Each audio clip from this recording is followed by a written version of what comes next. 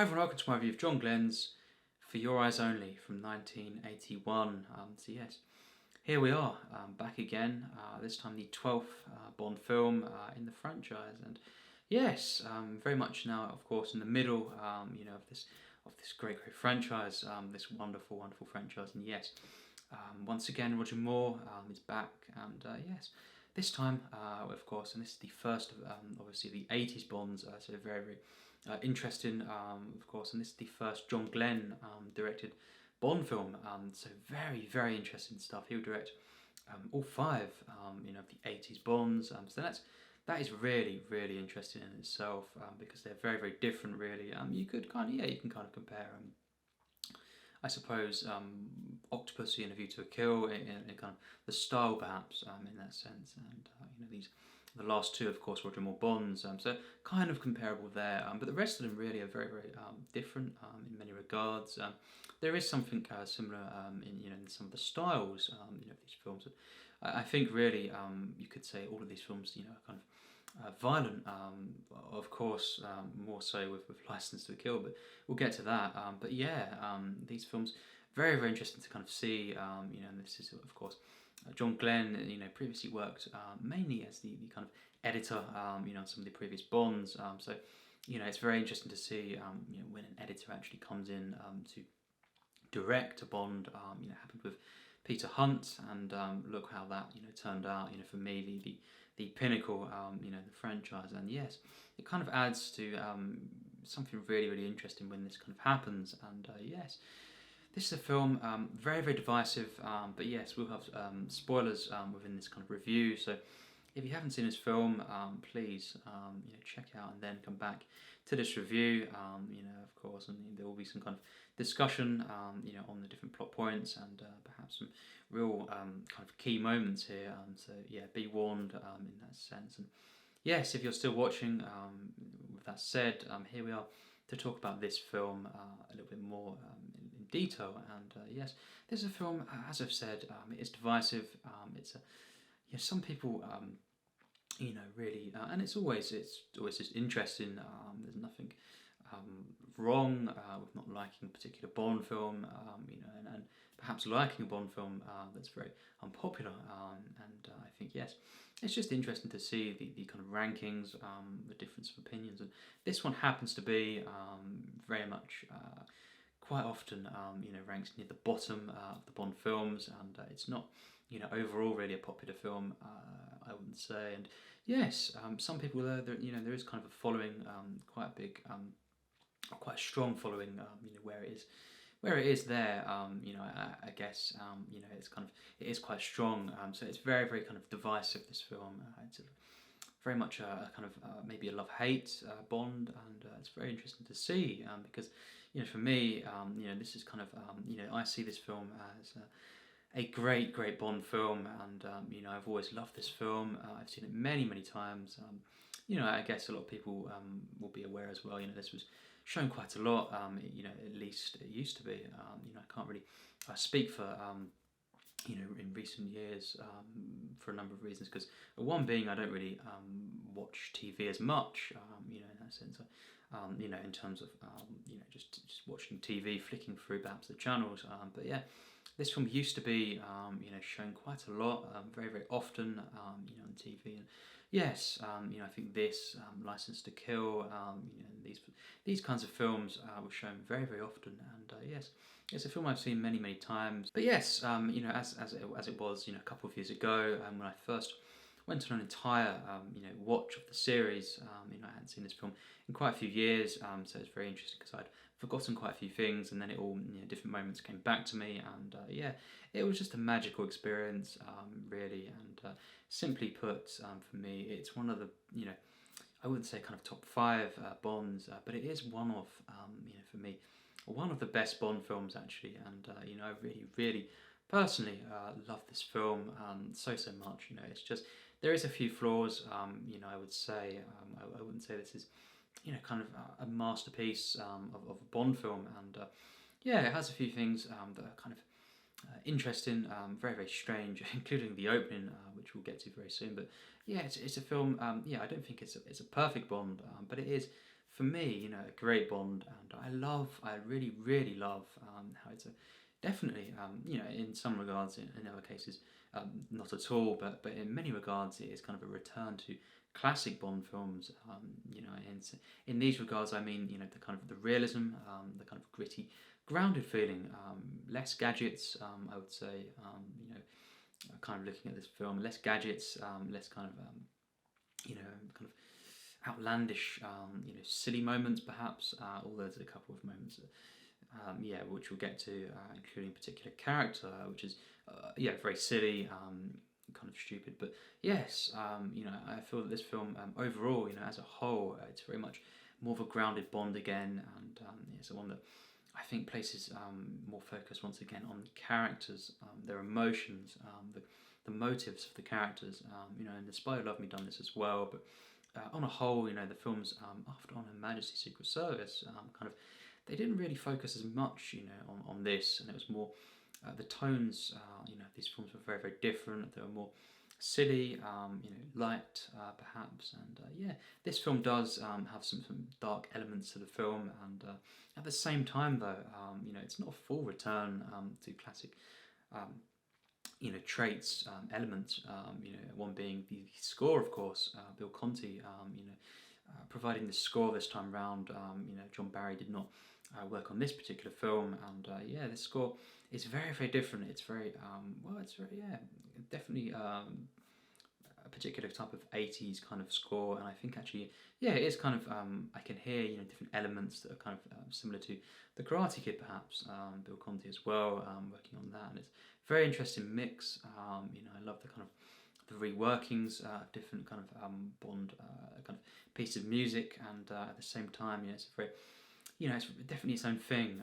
It really is, and I love the score to this film. It's not, you know, one of my absolute favourites. I do, you know, generally prefer the John Barry scores, of course, and you know, the 60s Bonds. You know, they just have such wonderful scores. But yes, this one does have a very, very you know, interesting score, and I think it's great. I love the way in which it's used in the action, and yeah, again, you know, the score is very divisive.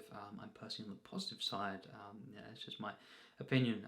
You know, I listen to all the different Bond scores. Well, there's a few that I rarely listen to, really. Some of the more modern ones, perhaps. But yes, generally I do. When I listen to this one, I do, you know, really love this kind of overall piece, and yeah, I think the of course the theme song, you know, Sheena Easton. So. One of the things that's very different here is that she does actually appear in the kind of the opening credits, the title sequence. So very, very interesting there. Some people don't like that. You know, I personally love the title sequence, and I love how kind of bizarre it is actually to see her. You know, and actually at the same time it is quite magical. You know, it's kind of, you could say it's kind of like a music video, but a particular one that is in a way that just really works for me. And yes, I just really love, you know, this kind of title sequence. The theme song itself, you know, again, not everyone kind of likes this theme, you know, sung by Sheena Easton. I think this is one of the very best Bond themes. So yeah, there we have it. I truly, truly love this theme. It's a wonderful, magical, you know, nice and, you know, kind of, yeah, particular 80s feeling that really, really works on this particular occasion. You know, to Bond. You know, it may not be, you know, a Bond theme, but it is, you know, it's a theme that I love. That happens to be a Bond theme, and yeah, it's one of my favourites. And yes, of course, we start, you know, in this kind of pre-title sequence with a very, very interesting sequence. We see this.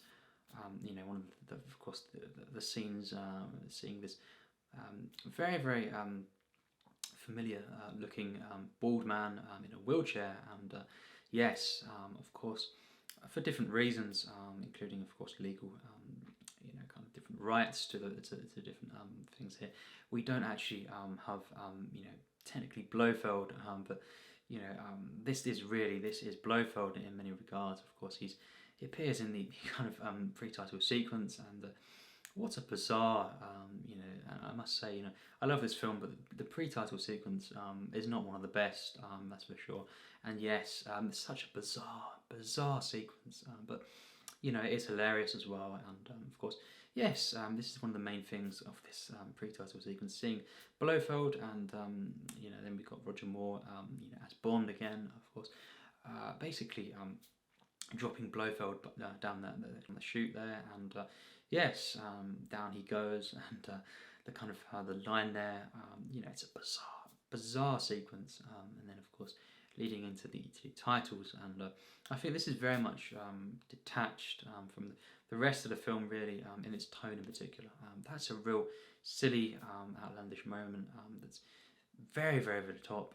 You know, I do really like that sequence, you know, personally, but you know, the rest of the film, as we go on, it's a real gritty, kind of more grounded, you know, personal, I feel, Bond film that really introduces some really interesting characters. I love the Bond girl in this film, Melina Havelock, of course, played by Carole Bouquet, and you know, she's, for me, one of the best Bond girls of all time, and of course beautiful, wonderful, and this time, you know, one of the Bond girls that really has this weight to her character, to her motivations. Of course, her family, her parents are murdered, you know, in one of the early sequences, and you know, this of course sparks the kind of revenge theme that kind of you know, permeates this film.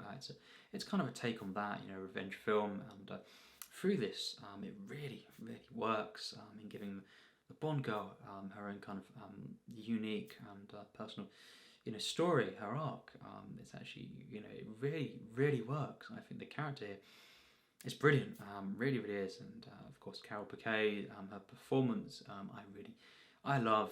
It's actually even better than I remembered this time around. Actually, I really love this. It's very understated at times, and you definitely, for me, a real, you know, such an enjoyable performance. I love the relationship here.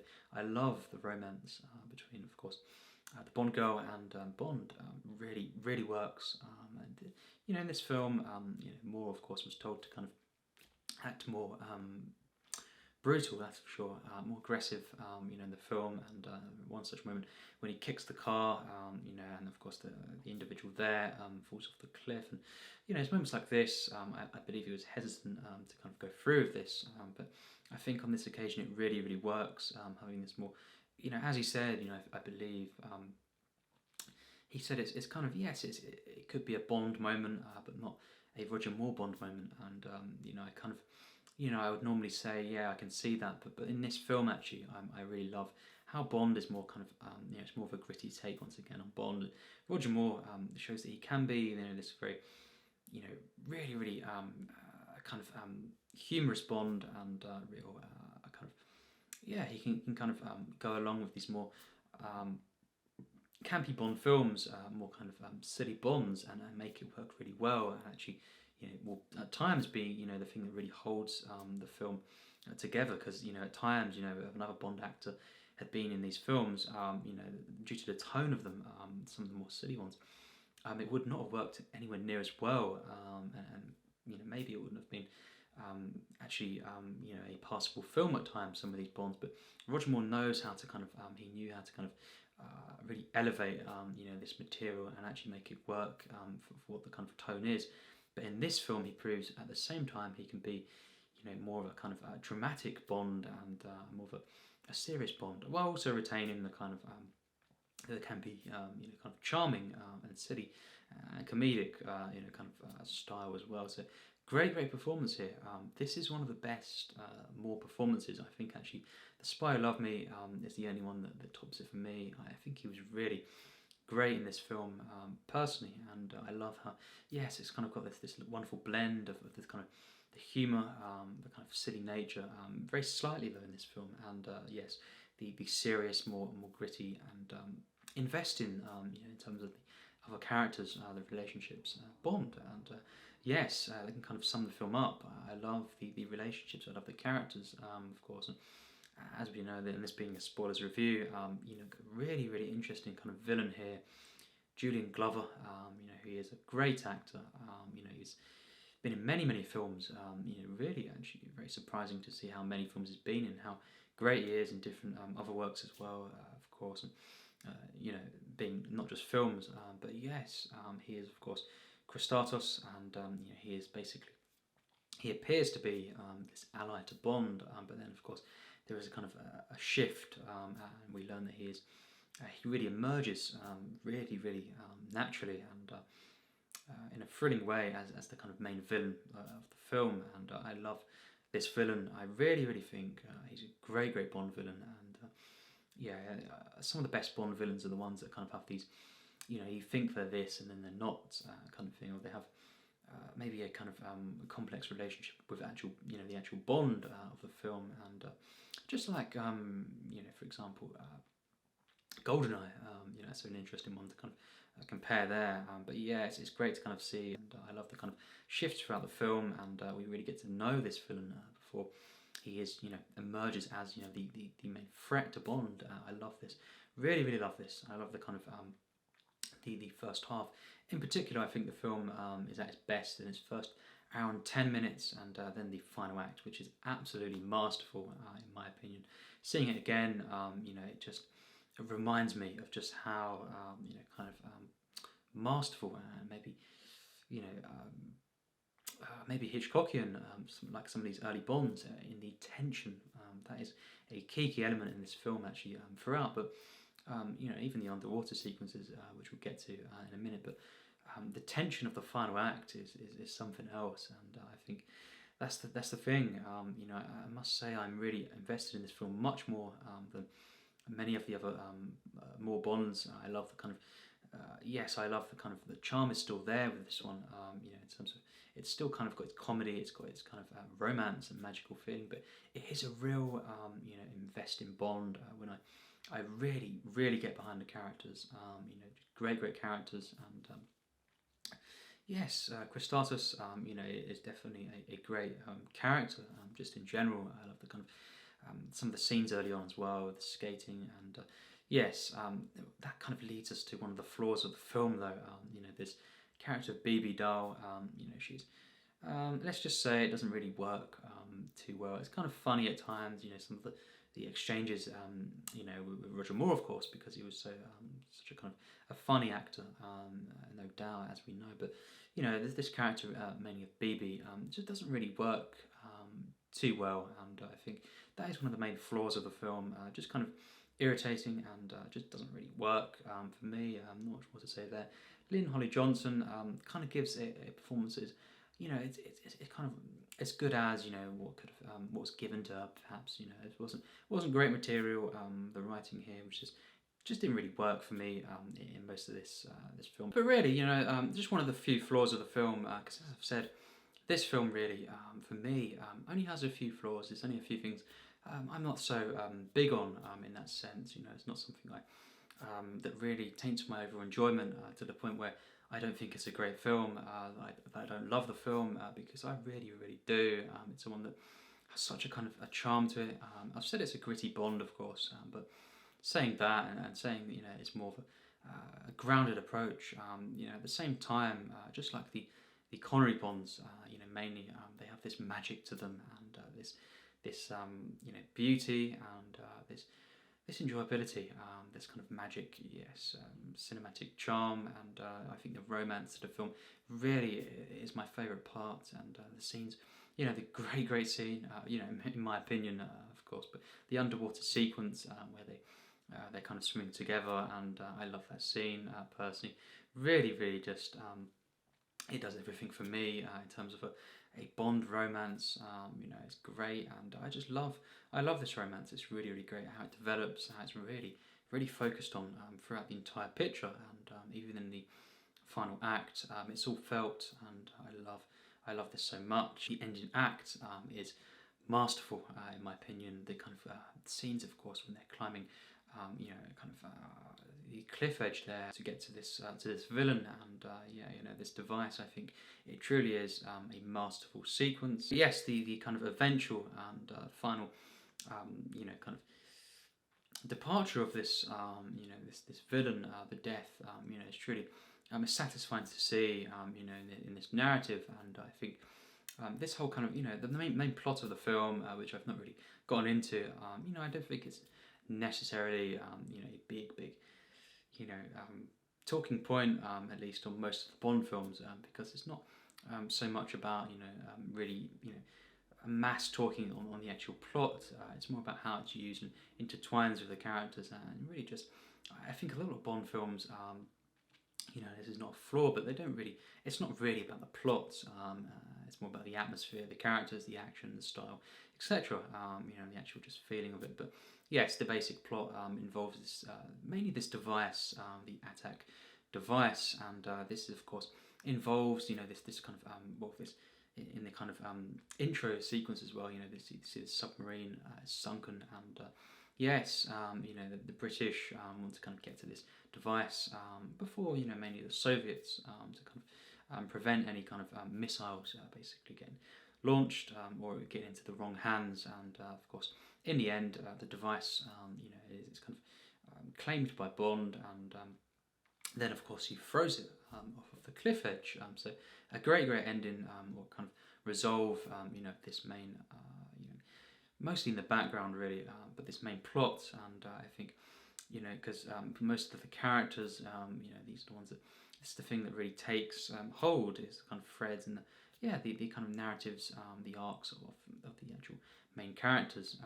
instead of the kind of the actual plot of the film, the kind of the usual kind of Bond fare, and just again I love the plot. I love how it's kind of balanced with the characters and the set pieces, but mainly it's for these things. The characters, of course, the action, and the overall entertainment.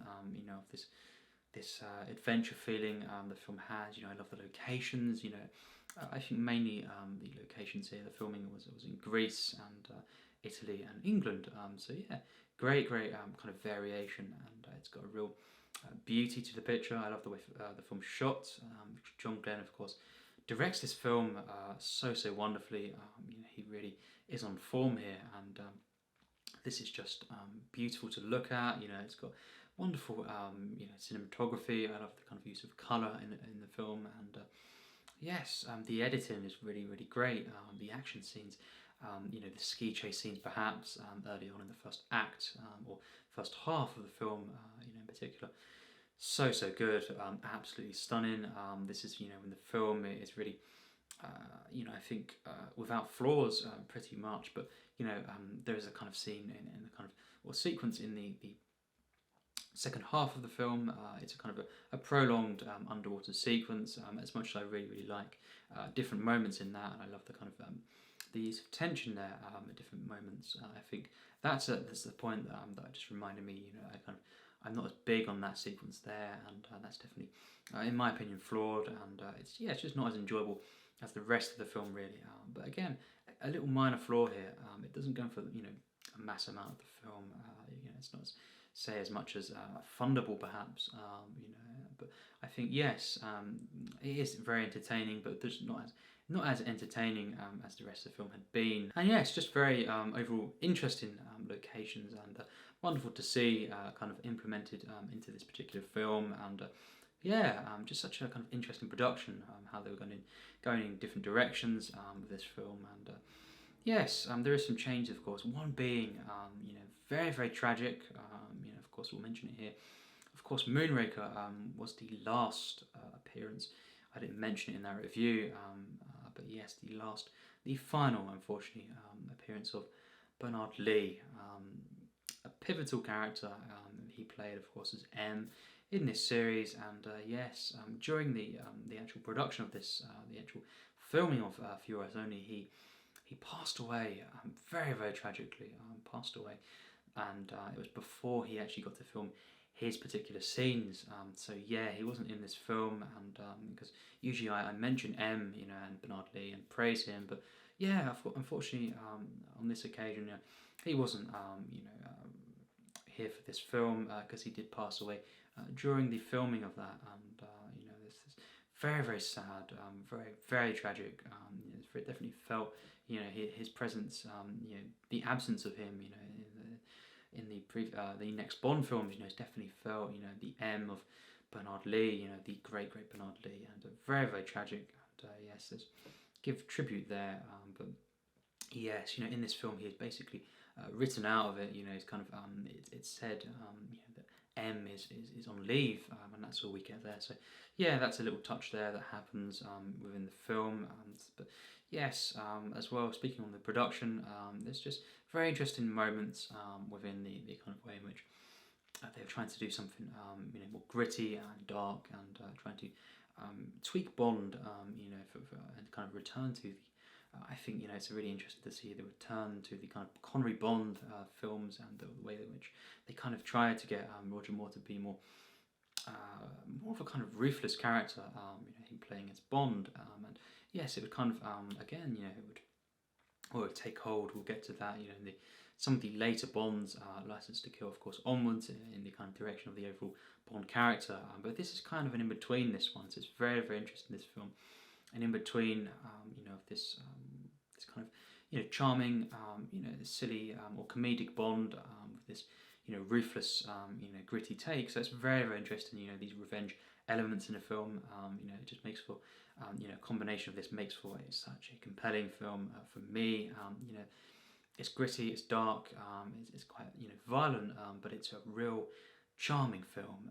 You know, it's a real, you know, the magic of the 80s, you know, cinema in here as well, and you know, one such element being the score by Bill Conti, and great you know, score here, and yes, the action in this film, you know, I think overall is one of the best Bond films for action. You know, consistently, this is stunning.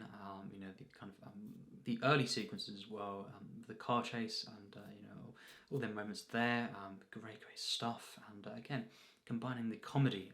You know, Roger Moore's timing is key here, and you know, he really makes the film in terms of the comedy, and yeah, just really once again elevating this, and the smooth, charming, you know, comedic Roger Moore is here, despite the kind of, as I've said, more gritty, grounded, going back really to the previous Bonds. But yeah, it's such an interesting blend, and I love the film. You know, overall, I think it's a great film. I know, again, that's the kind of not as common of an opinion. You know, it's less, you know, maybe in the minority, you know, the real praise for the film. But I think it's a great film. You know, it's a great spy film. You know, it's really got some great spy elements. You know, moments of tension. That kind of, one of the main, you know, henchmen there as well. One of the main kind of villains of the film. You know, he's always on the case of Bond. You know, and the way he kind of tries to take out Bond. You know, the scenes in the first half, the ski chase sequences there involving that character as well. I love so much. You know, this is this kind of you know, close to at least top tier Bond moments. This film, just like The Spy Who Loved Me, you know, it's really, it's on the level, you know, in certain moments. This film actually, and overall, you know, definitely not, you know, nowhere close. But you know, it really is, you know, a great film for Bond action. It's a thrilling film overall. It's got its magic, it's got its charm, the beauty, of course, and you know, it has this kind of silly moments. Very rarely kind of stepping into the going too far. You know, kind of, I think the pre-title sequence is the kind of main sequence there that kind of steps in that direction of, you know, it is a bit too much, you know, to really get behind. And of course, a very strange thing about this film, and it does take some elements specifically to the novels as well, you know, and stuff. But it kind of in this film, it plays on the death, a particular death, and yeah, we won't actually get into that specifically, but I think because that would be spoilers for another Bond film, but without saying too much, you know, it's interesting. I don't get behind that fully, because, and I don't really see the point there in that pre-title sequence. But you'll know what I'm on about when you watch the film, and yes, in that sense, they're the only flaws really I have with the film. As you've kind of guessed really from this review, you know, very few flaws when they're there. They're the ones that don't really take away from the overall experience of, you know, this wonderful film.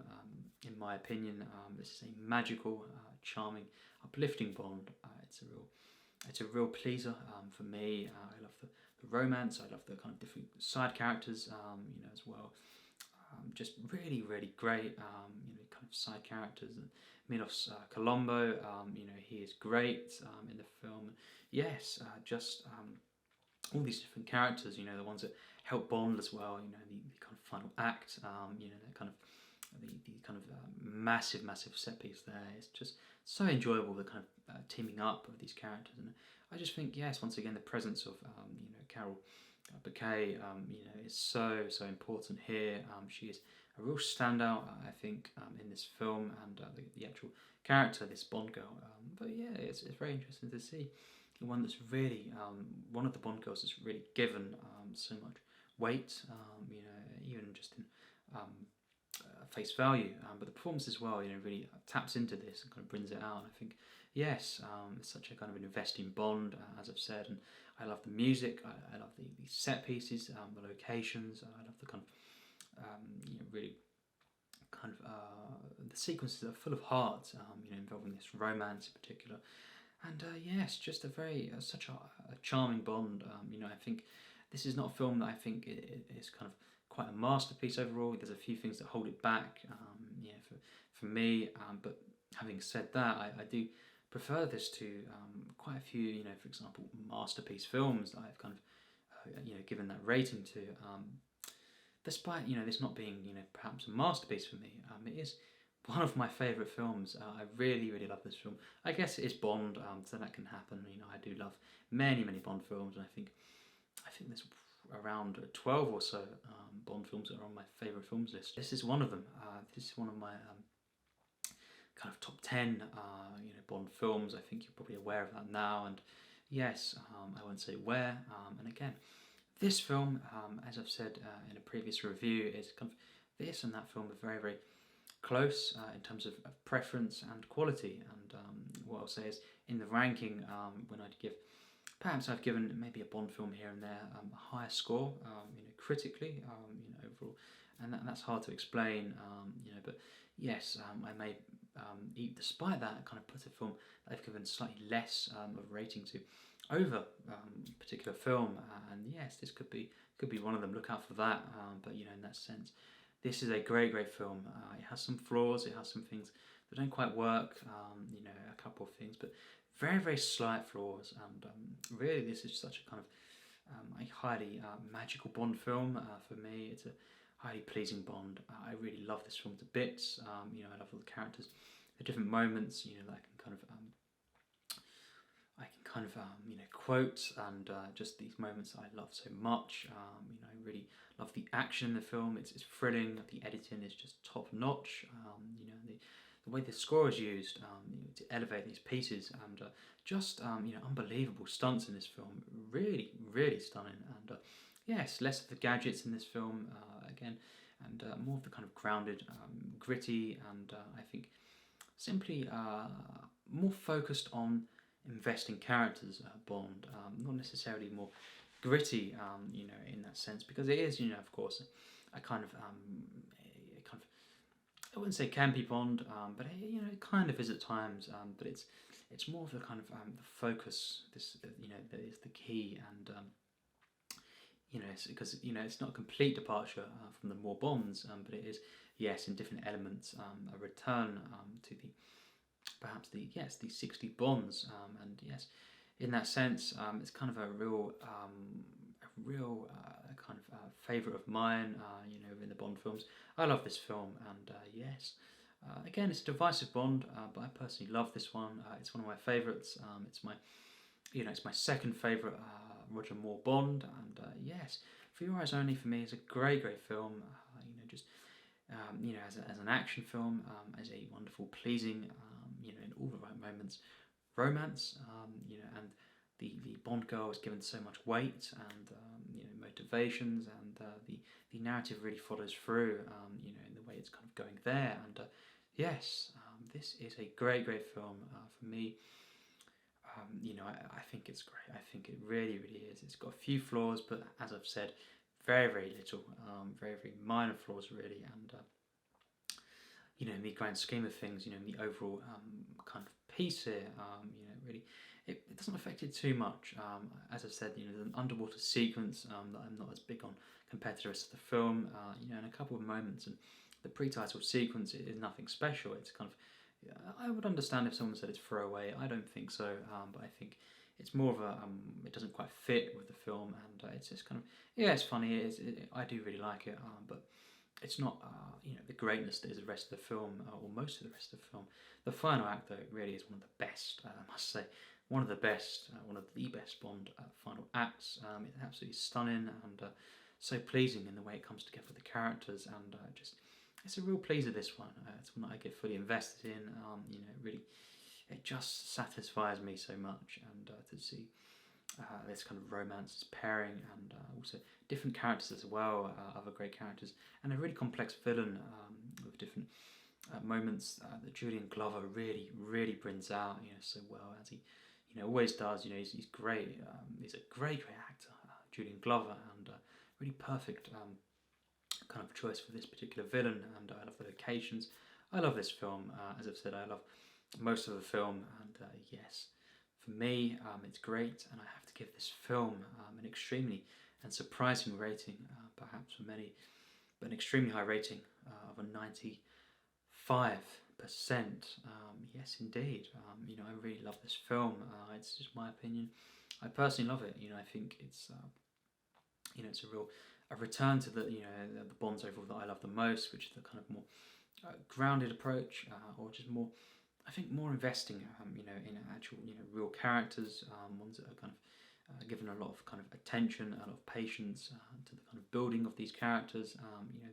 These kinds of Bonds, and at the same time, the ones that do have comedy and a kind of a charm about them, and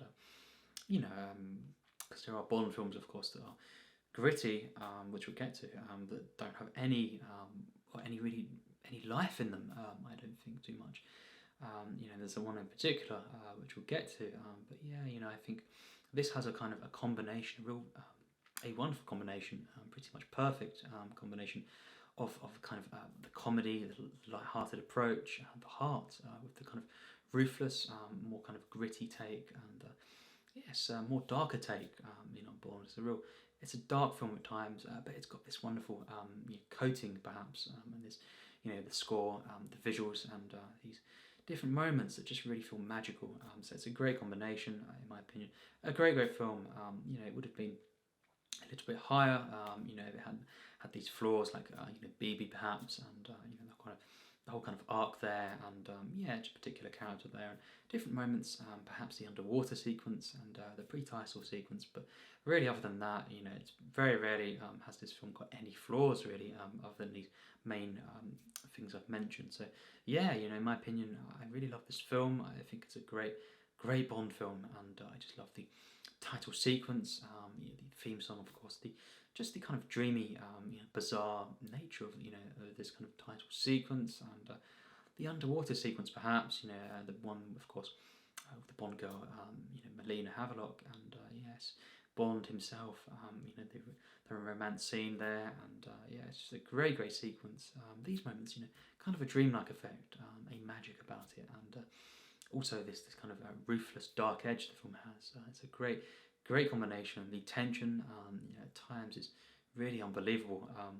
What was achieved with this film, they really went once again back to the kind of the focus on this, the tension, the kind of these different moments. I think The Spy Who Loved Me had this, and it's certainly these. It's kind of this in this vein, and the return to the classic Bonds, the Connery Bonds, perhaps. Just the kind of edge it has, the magic that is Bond, at its best. I feel, and I think, yes, this film has a few flaws, but I'm a huge fan of this film. I love this film. I think it's a real beautiful work. John Glen directs this film wonderfully. The acting is great by many of the cast. Julian Glover, of course. Roger Moore, no doubts. And yes, of course, Carole Bouquet. She is so great in this film, and all the different side characters, really. Most of them, really enjoyable, and at least, yes, some of them are great. I feel, and not all of them are great, as I mentioned. But there's a few things that hold this film back, but not massive flaws that kind of taint my overall enjoyment and my love for this film. My real I really every time I just love this film more. It just kind of it blows me away a bit more each time, kind of in different elements, and just a real comfort film, I feel. And yes, the set pieces, you know, the kind of adventure spirit the film has, but the human side of it, you know, the drama and the kind of origins of this Bond girl, perhaps, and you know, the kind of weight it has, and the revenge side of the film, and yes, just the way it combines these moments, these characters, you know, this kind of grounded approach on this, you know, in these different bombastic moments. Perhaps there's a few in there, and moments that are, you know, very comedic, of course. And having Roger Moore in the film, you know, of course, it's going to be funny. You know, he was highly charming, and just yeah, he always knew how to kind of land different moments of comedy, and yeah, so it's got this combination that I find just wonderful, really wonderful to see. And you know, it's not for everyone. This film, it's not a Bond film, clearly, that many love, but I personally do. That's just my take, and yes, to share that, of course, and to just give my opinion on this film. That's of course the point, and yeah, I thoroughly love this film. You know, it's one of my favourite Bond films personally, and yeah, it'd be great to hear your thoughts on this film. What do you think of this? Do you like it, or maybe not? You know, but it's just great to see other people's opinions, and yes, just all things Bond. You know, and this is a really interesting one, at least. But yes, of course, as I've said, we're kind of really in the middle now. You know, this franchise, and in that sense, it's very sad. We're nearly at the end of the Roger Moore kind of Bonds here, and only 2 left now. So yeah, in itself, you know, the fact that he was in 7 films is, you know, it means something, you know, in itself. And I do personally, you know, I'm a big fan of all these. I've already said it before. You know, I'm a fan of every Bond you know, actor. I think you know, I love all of them. I love all the Bond takes in some way. I think. Or at least, you know, in at least one film, and, you know, in that sense, yes, overall I do love every Bond, you know, portrayal. So, yes, by the different, of course, 6 currently actors, you know, these main Bond films, official Bonds. But yes, you know, and also we've already passed the Connerys. We've already passed them, of course, and the Lazenby, the one and only on Her Majesty's Secret Service. So we've already passed quite a few of the Bonds. So it's sad, but yeah, of course, I look forward to the rest of the series to review that. And yes, up next is Octopussy, and interestingly, believe it or not, I watched it today. So yeah, reviewing this film, you know, for your eyes only, but today watching Octopussy. That's just how it usually happens. So yeah, I'm always kind of in the Bond, you know, this aura, this kind of energy to kind of talk about Bond, even if it's not, you know, on the day of actually watching said Bond film that I'm reviewing. So yeah, today I watched Octopussy. I'm a fan of that. I definitely am. I can't wait to talk about that one up next. Again, another divisive Bond. We must really say that, but most of them, well, you know, bar kind of maybe Goldfinger perhaps, and a few of them ones, but most of the Bond films, you know, in some way are divisive. But you know, I encourage different opinions, and yeah, it's just always great to talk about Bond films and any films, you know, with you respectful viewers. That of course I know we often have great chats about, especially Bond, you know, and things like this, and yeah, just in general. So I look forward to, of course, your thoughts on this and on Bond, and yeah, once again, touching base with you Bond fans, and cinema, of course. Yeah, cinema indeed, and this certainly is for me a magical piece of cinema, and I love this film personally. So yes, what do you think? Let's talk about this film, and of course, yes, you know, looking forward to different, as I mentioned, a few Bond related lists coming, you know, in a few months at least. Maybe not kind of next week or anything, but you know, I did say that I'd be doing some other Bond content that isn't, you know, the kind of just the reviews in that sense. And yes, I look forward to that. And yes, of course, going back through more of these Bond films, and on this part of the very well, standard, you know, at least design here. But yes, you know, I personally love, of course, the set behind me, and everything that it contains. Of course, it's Bond, and I look forward to continuing, of course, with this this part of the box set. And yes, of course, as always, take care, of course, and yes, thanks for watching.